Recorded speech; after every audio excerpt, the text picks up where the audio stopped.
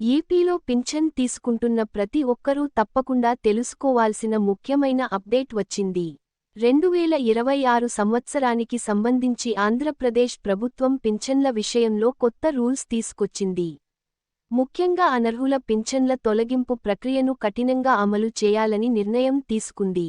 ఇప్పటి వరకు పింఛన్ రద్దు ప్రక్రియ ఆలస్యంగా జరిగేది. కానీ ఇప్పుడు ప్రభుత్వం కీలక మార్పు చేసింది.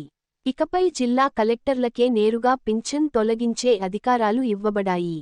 అయితే ఈ ప్రక్రియ ఎలా జరుగుతుంది అంటే, మొదటగా గ్రామం లేదా పట్టణంలో ఎవరైనా అర్హత లేకుండా పింఛన్ తీసుకుంటున్నారని అనిపిస్తే స్థానిక అధికారులకు లేదా ఎంపీడీఓ కార్యాలయంలో ఫిర్యాదు చేయవచ్చు. ఆ తర్వాత క్షేత్రస్థాయి అధికారులు ఆ వ్యక్తి ఆదాయం, డాక్యుమెంట్లు మరియు అర్హతలను పూర్తిగా పరిశీలిస్తారు. విచారణ నివేదిక జిల్లా కలెక్టర్కు పంపిస్తారు. ఒకవేళ ఆ వ్యక్తి నిజంగా అనర్హుడని తేలితే కలెక్టర్ వెంటనే పింఛన్ను రద్దు చేసే అవకాశం ఉంటుంది. ఇక మరో ముఖ్యమైన విషయానికి ఏమిటంటే, సోషల్ మీడియాలో వైరల్ అవుతున్న పింఛన్ అప్లికేషన్ ఫారమ్స్ ఎక్కువగా నకిలీవని ప్రభుత్వం హెచ్చరించింది.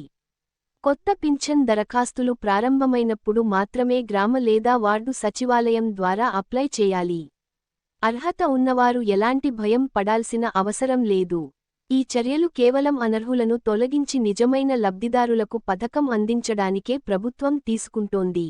ఇలాంటి లేటెస్ట్ ప్రభుత్వ స్కీమ్ అప్డేట్స్ కోసం వీడియోకి లైక్ చేయండి, మీ ఫ్రెండ్స్కు షేర్ చేయండి, ఇంకా మా ఛానల్ను సబ్స్క్రైబ్ చేసుకోండి.